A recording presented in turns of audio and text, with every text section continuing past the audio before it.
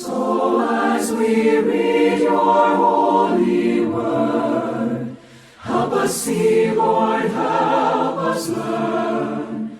Holy Spirit, from its pages lead the way, lead the way. Come and rouse our stubborn will.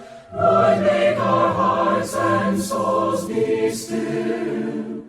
As we read your word, may we heed it and obey. 만 오늘 읽겠습니다. 1절과 4절 중에서 빌립보서 4장 4절만 읽겠습니다. 항상 주를 기뻐하라. 내가 다시 말하노니 기뻐하라. 이제 저는 오늘 이 참된 기쁨과 더불어서 이제 어떻게 기쁨을 얻거나 잃어버린 기쁨을 회복할 수 있는가에 대해서 좀 더 나누고자 합니다. 무엇보다도 지난 시간에 저희들이 기쁨을 잃어버리게 되는 이제 여러 가지 이유들에 대해서 살펴봤습니다. 우리가 기쁨을 갖지 못하게 되는 또는 기쁨을 잃어버리게 되는 이유 중에 4가지를 봤는데 한 가지만 더 첨언하고 그 다음에 이제 기쁨을 얻거나 잃어버린 기쁨을 회복할 수 있는 원천에 대해서 비결에 대해서 살펴보겠습니다.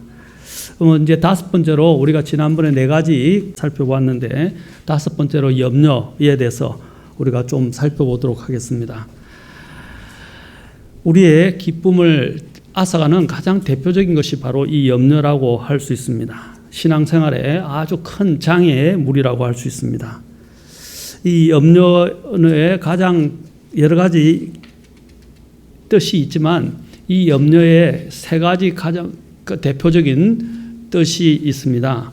이 그리스오 메림나오라는 것은 나누어진다라는 것입니다.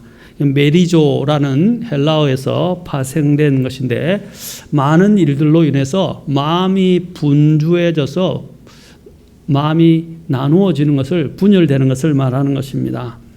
이 부분이 이제 누가복음 10장 41절에서 예수님께서 마르다에 대해서 말씀하실 때 사용을 하셨습니다.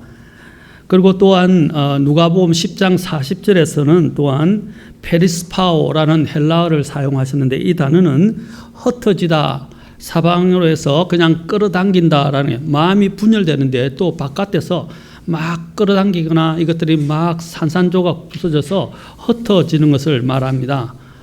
또 3번째로는 또 영어의 단어의 뜻을 보면 이것은 숨을 못 쉬게 한다, 옥죄다, 질식하게 한다라고 전에 이 부분에 대해서는 좀 제가 여러분들과 함께 살펴보았습니다. 자, 바로 이 염려라는 것은 우리의 마음을 분열시키고 또 우리의 감정과 생각이 서로 다른 방향에서 잡아당겨져서 그냥 그것이 흩어져 버리거나 찢어져 버리고 결국에는 그 염려들로 인해서 숨을 못 쉬게 되는 상황까지 온다. 질식당하는 상황까지 오게 되는 것을 우리는 이 염려라는 단어를 통해서 알 수 있습니다. 우리는 이 염려가 얼마나 영적 생활에 방해가 되는 것인가를 우리가 보게 됩니다. 현대인의 가장 큰 고민거리는 돈과 건강과 교육과 자식 문제일 것입니다. 우리는 이러한 것들로 인해서 마음이 나누어지거나 또 흩어지거나 또 이것으로 인해서 질식당하지 않도록 해야 합니다. 우리는 무엇보다도 믿음으로 사는 법을 배워야 합니다. 우리는 믿음의 선진들이 삶을 살았던 방식, 곧 믿음으로 사는 법을 배워야 합니다. 히브리서 11장 믿음의 우리가 알고 있는 믿음의 전당이라고 불려지는 것에 많은 믿음의 선진들의 영웅들을 쭉 기록하고 있죠. 그 앞에 제일 먼저 항상 쓰고 있는 단어 중 하나가 바로 faith, by faith 또는 through faith, 이 믿음에 의하여, 믿음으로라는 단어였습니다. 믿음, 바로 이 믿음이 얼마나 중요한가. 그 믿음의 영웅의 장들을 다루면서 그들의 믿음의 영웅들을 소개하기 전에 히브리서 10장 마지막에 말라기 말씀을 인용하고 있는데 그 말라기 말씀이 뭔지 아십니까? 히브리서 10장 38절에 보면 자, 이것이 신약 성경에서 세 번 인용됐는데 그것이 말라기 2장 4절 말씀을 인용한 것입니다. 그런데 히브리서 10장 38절에 뭐라고 되어 있습니까? 믿음의 영웅들을 소개하기 전에 바로 이 구절이 나오는데 이 구절이 뭐라고 되어 있습니까? 이제 의인은 믿음으로 살리라. 의인은 믿음으로 살리라. 그러나 어떤 사람이 뒤로 물러가면 내 혼이 그를 기뻐하지 아니하리라. 바로 믿음으로 사는 삶에 대해서 이야기한다는 것입니다. 자, 그 다음에 또한 그래서 우리는 믿음으로 살아가야 된다. 너무 우리를 분주하게 하고 우리의 생각을 빼앗아가고 우리의 생각들을 나누고 우리의 생각을 어지럽히는 것들이 너무 많아요, 이 세상에. 그래서 우리는 단순화해야 됩니다. 단순화해야 돼요. 그 단순화하는 첫 번째가 뭡니까? 믿음으로 사는 거예요. 믿음으로 사는 거예요. 누구를 믿음으로? 바로 우리 하나님, 우리 주 예수 그리스도를 믿는 믿음을 통해서 사는 법을 우리는 배워야 합니다. 그것이 가장 단순한 일입니다. 가장 단순한 일입니다. 염려는요, 습관이라는 것을 알아야 합니다. 습관입니다. 여러분, 예전에 기원정 12세기경에 지금 그 중국의 하남성 지역에 있던 아주 작은 나라가 하나 있었는데 그 나라가 기나라라고 불려집니다. 기나라. 당시 중국을 지배하던 나라는 주나라였다고 합니다. 중국 땅이 하도 크니까 주나라 성왕은 땅을 친족들이나 공신들에게 나누어줘서 통치하게 했습니다. 그런데 이 기나라는 그 중에서도 나라 이런 유민들이 모여 살던 힘없고 작은 나라였다고 합니다. 늘 서름과 전대를 받았고 어느 나라가 어떻게 공격해 오지는 않을까 항상 염려하고 불안에 떨던 나라였습니다. 그래서 기나라 사람들은 염려가 하나의 습관이 되어버렸다고 합니다. 염려가 습관이 되어버렸다는 것입니다. 중국의 열자라는 책에 보면 옛날 이 기나라에 대해서 기나라가 염려하고 걱정하는 바람에 밥도 먹지 못하고 잠도 자지 못하는 사람이 있었다고 합니다. 그 사람이 밥도 못 먹고 잠도 못 자면서 걱정하는 내용이 어처구니가 없었습니다. 하늘이 무너지면 어떻게 하나? 땅이 꺼져버리면 어떻게 하나? 늘 걱정을 했다고 합니다. 이것이 그 주된 염려의 내용이었다고 합니다. 잠언에도 보면 어떻게 합니까? 바깥에 사자가 있다 하고, 그렇죠? 사자가 언제 나타날지도 모르고 그것도 자주 나타나는 것도 아닌데 사자가 있다 하고 게으른 자는 그것을 변명해서 밖으로 나가서 일하려고도 하지 않는다는 것입니다. 바로 그와 같은 것입니다. 모든 것들을 염려해서 심지어는 오늘날 특히 대표적인 사람들 또 현대인들의 이 마음을 이용하는 것 중에 하나가 병의 문제입니다. 병. 물론 돈에 아까도 얘기했죠. 돈, 건강, 교육, 자녀 이런 문제들이 있지만 또 가장 대표적인 게 병이에요. 얼마나 건강에 신경을 많이 쓰는지 건강은 지켜야 되죠. 건강해야 또 일도 잘할 수 있고 주님도 열심히 섬길 수 있어요. 그렇죠? 그러나 지나치게 주님을 의지하기보다는 지나치게 건강을 염려해서 여기 있는 기나라 사람처럼 사실은 너무 지나친 염려 때문에 아무것도 하지 않고 아무것도 하지 않는 변명거리로 삼는다는 것입니다.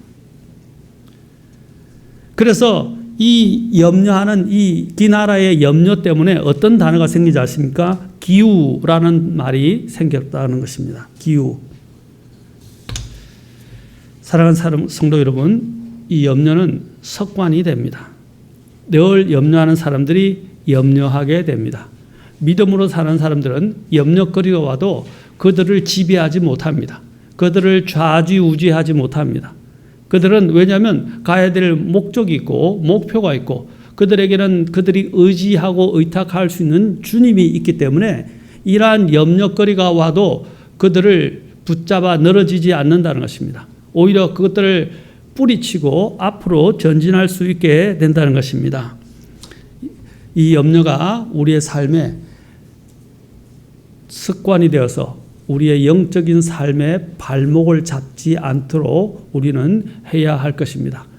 우리는 어떤 사람들이야? 염려로 사는 사람들이 아니라 믿음으로 사는 사람들이다 라는 사실을 잊어버리지 않으면 좋겠습니다. 그러면 어떻게 우리가 기쁨을 얻거나 잃어버린 기쁨을 회복할 수 있습니까? 첫째, 우리가 아까 제가 또 말씀드렸지만 언급했지만 예수 그리스도는 우리의 영원한 참 기쁨의 원천입니다.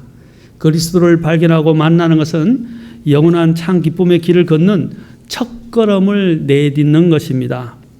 우리가 그리스도 안에서 갖게 될 영혼은 잠시 있다가 없어질 짧은 인생과 세상과 비할 수는 없다는 것입니다.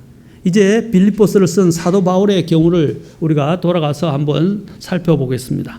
사도 바울은 아까 이 서신을 쓰고 있었을 때 어디에 있었습니까?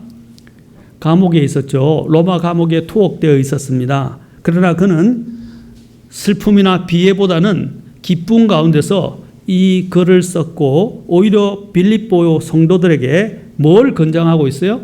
뭘 권하고 있습니까? 기뻐하라. 주 안에서 기뻐하라. 이것을 권하고 있었다는 것입니다. 왜 그렇습니까? 그의 인생은 결코 평탄한 삶이 아니었습니다. 고된과 고달픔과 배고픔과 어떤 때는 많은 반대에 부딪히고 또 고통을 당했습니다. 정말 그의 삶을 보면 그가 회심한 뒤로 복음의 사역자가 된 뒤로는 정말 고통의 연속이었습니다. 지금은 감옥에서 또한 이 서신을 쓰고 있었습니다. 그러나 그는 기쁨 가운데 있었고 오히려 그의 투옥으로 인해 걱정하고 불안해하는 다른 그리스도인들에게 기뻐하라고 오히려 명하고 있었다는 사실입니다. 왜 그렇습니까? 사도 바울의 기쁨의 비결은 그리스도였기 때문입니다. 자, 그는 이 예수 그리스도를 통해서 기쁨을 항상 유지하고 있었습니다. 그리스도께서는 바울과 같은 바로 이러한 생각도 못할 죄인들을 위해서 죽으셨다는 사실을 그는 기억했습니다. 바울은 자기 자신을 어떻게 표현하고 있습니까? 그는 자기 자신은 정말 죄인들의 우두머리라고 생각했습니다. 그는 죄인들의 우두머리라고 생각했어요. 정말 극악한 죄인인가를 그는 생각했었습니다. 그래서 생각하면서 바로 그는 이것을 생각합니다. 그 죄인을 위해서 예수님께서 죽으셨다라는 사실입니다. 바로 나와 같은 죄인을 위해서 예수님께서 죽으셨다라는 것입니다. 그래서 그는 그것을 생각하면서 자신이 지금 당하고 있는 여러 가지 비참한 상황이나 고통에 대해서 크게 마음을 두지 아니하고 오히려 자기를 위해서 자기와 같은 죄인을 위해서 죽으신 그리스도를 생각하면서 그는 기뻐하고 또한 감사했던 것입니다. 빌립보서 1장 20절과 21절을 보십시오. 빌립보서 1장 20절과 21절에서 이렇게 말합니다. 나의 간절한 기대와 소망에 따라 내가 아무 일에든지 부끄러워하지 아니하고 항상 그러하였듯이 지금도 온전히 담대하여 살든지 죽든지 내 몸에서 어떻게 했어요? 그리스도를 높이고자 하나니. 21절 같이 읽겠습니다. 시작. 내게는 사는 것이 그리스도요 죽는 것이 이득이니라. 그는 죽는 것조차도 두려워하지 않았어요. 오히려 죽는 것을 뭐라고 그랬어요? 이득이다 라고 말했어요. 왜 죽는 것이 이득이라고 그랬어요? 주님과 이제 이 세상을 떠나서 주님과 영원히 함께 할 것입니다. 예, 우리가 건강하게 오래 같이 사는 것은 중요하죠. 그러나 우리는 영원히 살 것입니다. 그래서 너무 죽는 일에 그 죽음을 또 가져다 주는 이 가장 큰 문제인 질병의 문제에 대해서도 우리가 근심할 필요가 없어요. 너무 지나치게 근심하지 말라는 거예요. 물론 병이 들어서 죽어가는 것은 참 아픈 일이고 고통스러운 일이고 그것을 지켜보는 가족들은 힘듭니다. 그러나 그보다 더 중요한 것이 무엇입니까? 믿음이 있다면 그 문제는 큰 문제가 아니라는 것입니다. 어차피 사람은 한 번 죽게 되어 있습니다. 그렇지 않습니까? 근데 너무 지나치게 건강에 신경을 써서 심지어는 믿음의 생활까지 방해받는 그런 일들이 일어나면 안 된다는 거죠. 운동하겠다고 그래가지고 예배도 참석 안 하고 또 병에 대한 걱정 때문에 막 고심하면서 눌려가지고 교회 생활도 못하고 신앙생활도 제대로 못하는 사람들도 있어요. 그것은 정상적인 생활이 아닙니다. 그렇죠? 여러분, 내가 병이 걸렸다고 사회생활 못합니까? 사회생활 하잖아요. 그렇죠? 먹고 살아야 되니까 아파도 일하는 사람들도 많아요. 그렇죠? 마찬가지입니다. 우리는 이제 영혼을 위해서 사는 사람들이에요. 영혼을 위해서 우리는 일해야 됩니다. 우리가 해야 될 본연의 일들을 소홀히 하면 안 됩니다. 어차피 죽게 돼 있는 인생이에요. 영혼이 죽지 않는 삶을 위해서 사는 것, 그것이 얼마나 복된 일입니까? 이 세상 사람들은 영혼이 죽을 것을 위해서 일하고 있습니다. 그러나 우리는 영혼이 살 것을 위해서 일하는 사람들입니다. 우리는 다른 사람들입니다. 우리는 기쁨의 원인을 우리 주님에게서 찾아야 합니다. 바로 사도 바울이 빌립보서 1장 20절과 21절에서 고백한 것처럼 살든지 죽든지 내 몸에서 그리스도를 높이고자 하나니 내게는 사는 것이 그리스도요 죽는 것이 이득이니라. 얼마나 놀라운 고백입니까?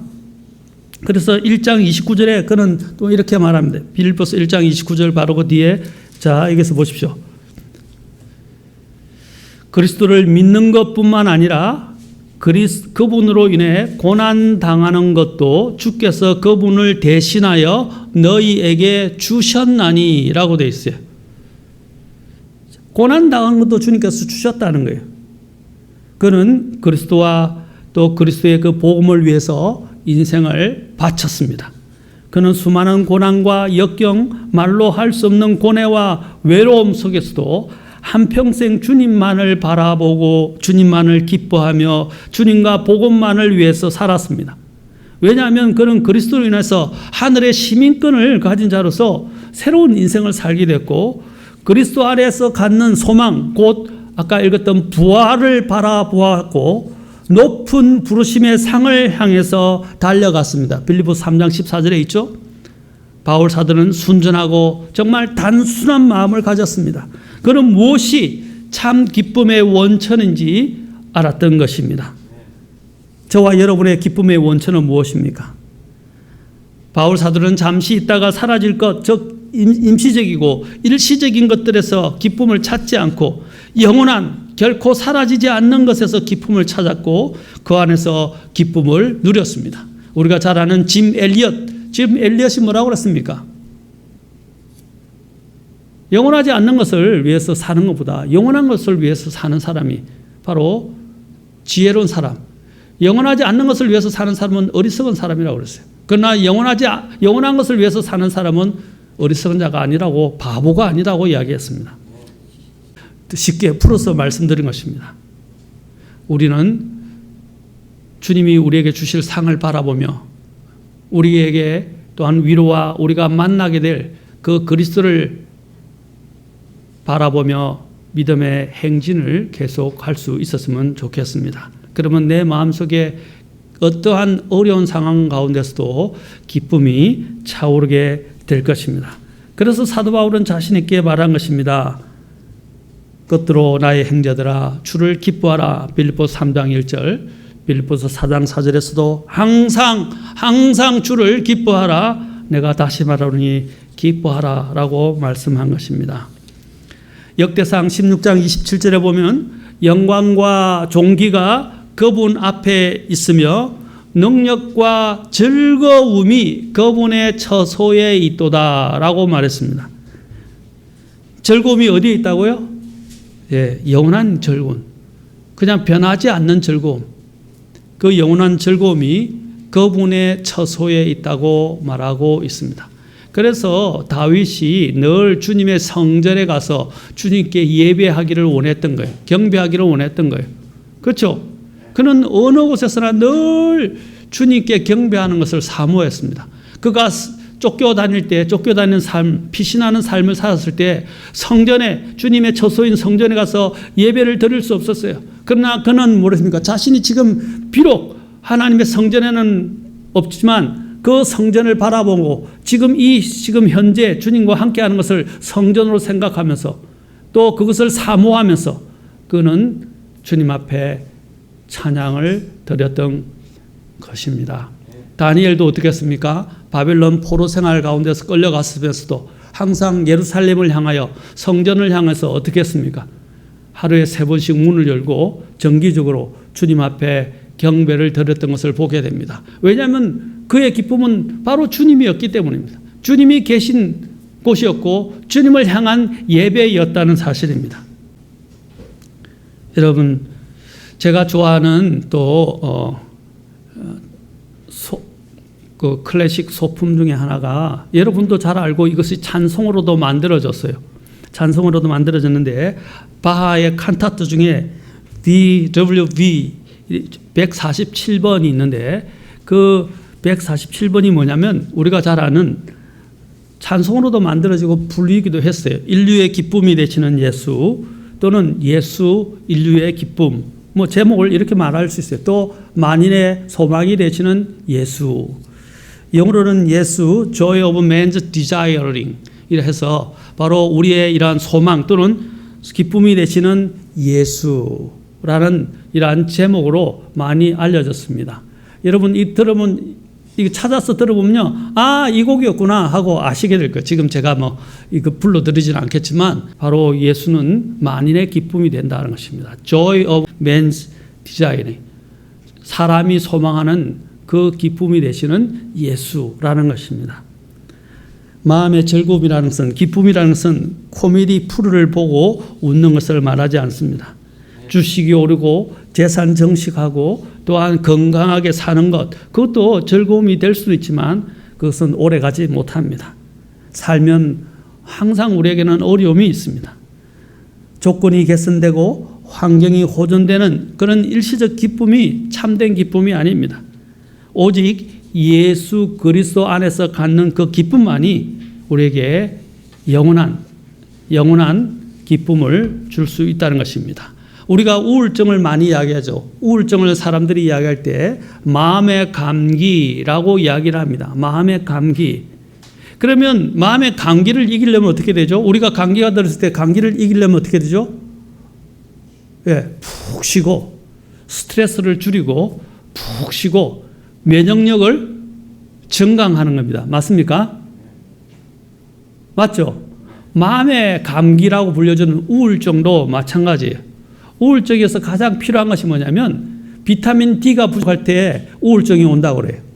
비타민 D. 그럼 비타민 D는 주로 가장 좋은 비타민 D가 어디서 생성되죠?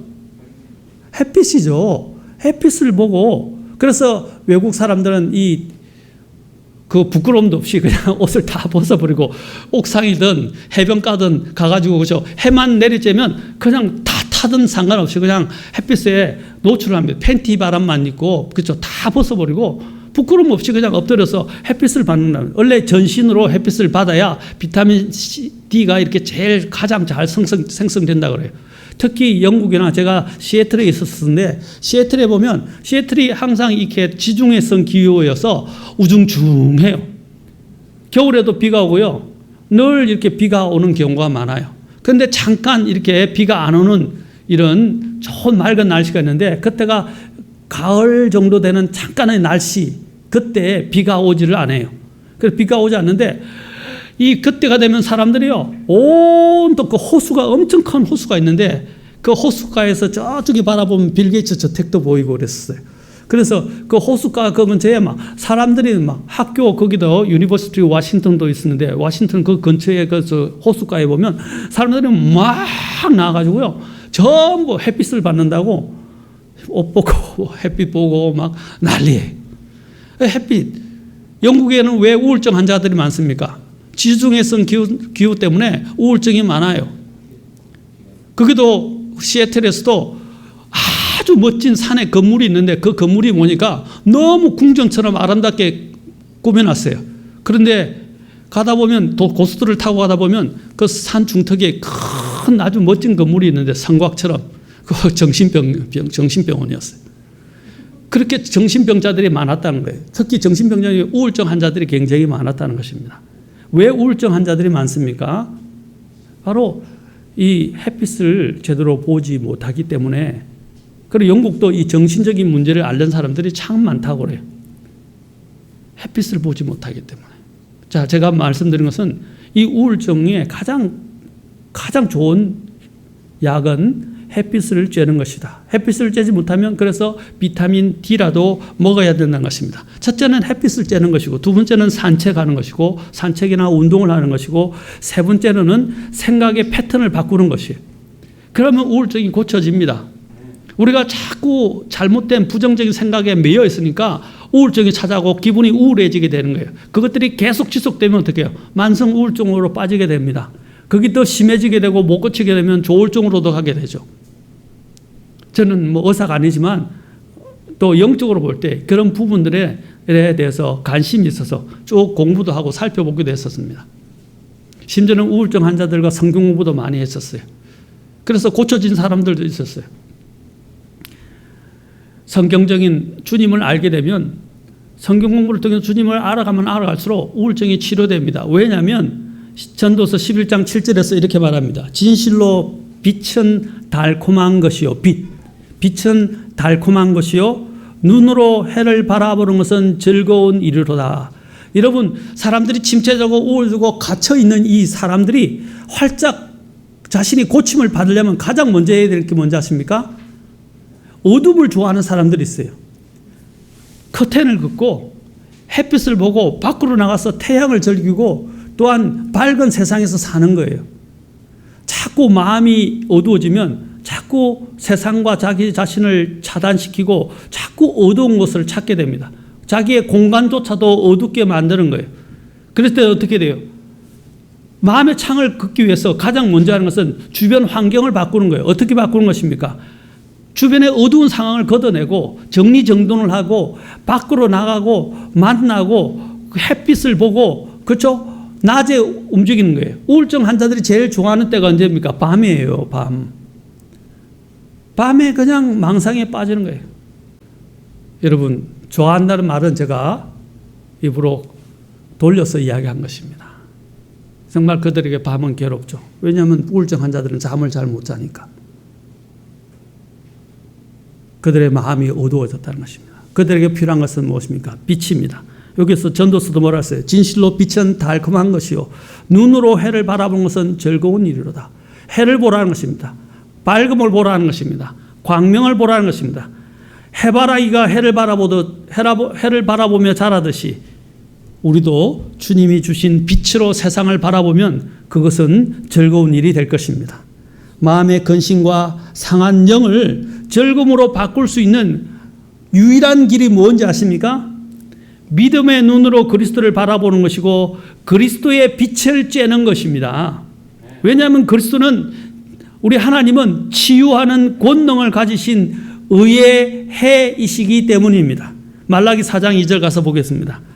자, 시작. 그러나 내 이름을 두려워하는 너희에게는 의의 해가 자기 날개들 안에 병 고치는 능력을 가지고 떠오르리니 너희가 나아가서 외양간의 송아지들 같이 자라리라. 우울증이 오면 병이 걸리기 쉽고요. 자라지를 않아요. 그러나 빛을 보면 어떻게 해요? 자랍니다. 그렇죠? 식물이 햇빛을 통해서 강합성을 해서, 그렇죠? 자라듯이, 강합성을 하듯이 우리도 빛을 보아야 돼요. 태양을 보아야 돼요. 그런데 가장 중요한 태양이 뭡니까? 영혼의 태양이신 주님을 보아야 합니다. 주님의 빛을 쬐어야 합니다. 아멘. 보십시오. 주님이 약속하셨어요. 뭐라고? 주님께서 의의 해라고 말씀하시고 병 고치는 능력을 가지고 계시다고 말하고 있어요. 믿습니까? 주님은 고쳐주세요. 특히 마음의 감기, 우울증을도 고칠 수 있는 분이십니다. 주님을 찾으라는 것입니다. 그리스도께서는 의의 해로서 비추시는 광선은 우리의 이 상처받은 마음을 그렇죠? 고쳐주시고 우울함 속에서 암울하게 생을 전전긍긍한 우리의 삶에 비춰 주실 때에 우리를 완전히 낫게 하실 수 있는 분이십니다. 주님이 이 땅에 오신 목적 중에 하나가 무엇입니까? 바로 우리로 하여금 교제를 하시고 그 교제를 통해서 기쁨을 갖게 하시려고 오신 거예요. 주님이 오신 목적이 그거예요. 우리로 하여금 병들게 하고 힘들게 하고 정말 막 눌려 살게 하시기 위해서 아니라 눌린 자들을 그쵸 풀어주시고 그쵸 억압된 자들을 해방시켜 주시고 또 감옥에서 옥에서 나와서 정말 참된 자유의 기쁨을 주시기 위해서 주님께서 오셨다는 거예요. 그 기쁨을 우리가 한번 맛보아야 됩니다. 많은 사람들이 그 기쁨을 맛보지 못했기 때문에 주님을 못 찾는 거예요. 주님을 정말 찾고 나면, 주님을 알고 나면 내 안에 기쁨이 벅차오르는 것을 우리는 체험하게 될 것입니다. 사랑하는 성도 여러분, 주님이 오신 목적이 바로 그것입니다. 요한일서 1장 1절에도 보십시오. 처음부터 계셨던 그것 즉 생명의 말씀에 관하여는 바로 생명과 관련되어 있다. 생명의 말씀에 관하여는 그것을 우리가 들었고 우리 눈으로 보았으며 자세히 살펴보았고 우리 손으로 만졌노라. 요한일서 1장 2절에서부터 4절까지 계속 보겠습니다. 자, 같이 봅시다. 이것이 중요하니까. 자, 1장 1절부터 4절까지 중에서 지금 1장 1절을 읽었어요. 1장 2절. 그 생명이 나타나심에 우리가 그것을 보았고 또 아버지와 함께 계시다가 우리에게 나타나신 그 영원한 생명을 증언하며 너희에게 보이노라. 우리가 보고 들은 그것을 너희에게 밝히 드러내면 또 너희 또한 우리와 뭐라 그랬어요? 교제하게 하려 함이니 참으로 우리의 교제는 아버지와 함께하는 것이며 그분의 아들 예수 그리스도와 함께하는 것이니라. 고린도전서 1장에 보면 뭐라고 그랬어요? 주님께서 오신 목적이 우리와 교제하는 거예요. 그렇죠? 그런데 4절 같이 읽겠습니다. 4절 중요합니다. 그 교제와 더불어서 이렇게 말합니다. 자, 시작. 우리가 이것들을 너희에게 쓰면 너희의 기쁨이 충만하게 하려 함이라. 아멘. 사도 요한이 이것을 쓴 이유가 뭡니까? 주님과 교제하게 하고 그 다음에 주님의 기쁨이 충만하게 하려 합니다. 아멘. 여러분 주님과 교제하십시오. 주님은 우리의 교제 기쁨의 원천이 되십니다. 마음의 우울증 다 고쳐집니다. 마음의 감기라고 불려주는 우울증 다 고칠 수 있습니다. 건강해집니다. 건강해져요. 만병통치약이라고 할 수 있어요. 인간의 마음속에 사랑이시고 생명의 하나님께서 거하시는 성전이 되어 의와 평강의 즐거움이 넘치게 해야 합니다. 우리는 죄를 선택함으로 부정적인 것을 선택함으로 악의 세력들이 우리의 마음을 차지하게 되었습니다. 주께서는 자신의 고귀한 생명을 내어주시기 위해서 이 세상에 오셨습니다. 우리와 교제하려 하시기 위해서 이 세상에 오셨습니다. 우리에게 기쁨을 주시기 위해서 이 세상에 오셨습니다. 이제 필요한 것은 무엇입니까? 내가 기쁨을 갖기 위해서는 주님과의 관계를 회복하십시오. 주님과의 관계를 회복하십시오. 그리고 주님과 교제하십시오. 여러분 주님과의 교제가 끊어지면요 사람은 모든 것들을 잃게 됩니다. 모든 걸 잃게 돼요. 현실 속에서의 가장 큰 아픔이 뭡니까? 인간으로 살아가면서 현실 세계에서 가장 큰 아픔이 뭐죠? 관계의 단절입니다. 관계가 깨어지는 것입니다. 얼마나 큰 상처를 받습니까, 사람들이? 관계가 깨어질 때 가장 큰 상처를 받아요. 마찬가지입니다. 우리 인간에게서 정말 깨어져서는 안 되는 가장 중요한 그 관계가 무엇입니까? 바로 주님과의 관계입니다. 이 관계가 깨어지지 않도록 해야 합니다. 주님께서는 우리에게 이러한 관계를 회복시키시고 기쁨을 주시기 위해서 자기 자신은 어떻게 하셨습니까? 그분 자신은 하나님 아버지로부터 완전히 버림을 받으시고 관계가 단절되셨어요. 그래서 십자가에 돌아가실 때 나의 하나님 어찌하여 나를 버리셨나이까? 라고 주님께서 외치셨던 것입니다. 무엇 때문에? 그분은 죄가 없으신 분이었어요. 그러나 그분이 무엇 때문에 하나님께로부터 버림받아야 했습니까?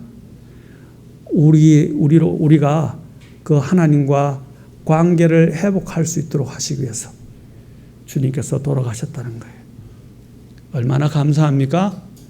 주님과의 관계 회복을 통해서 기쁨을 찾으시는 저와 여러분이 될 수 있으면 좋겠습니다.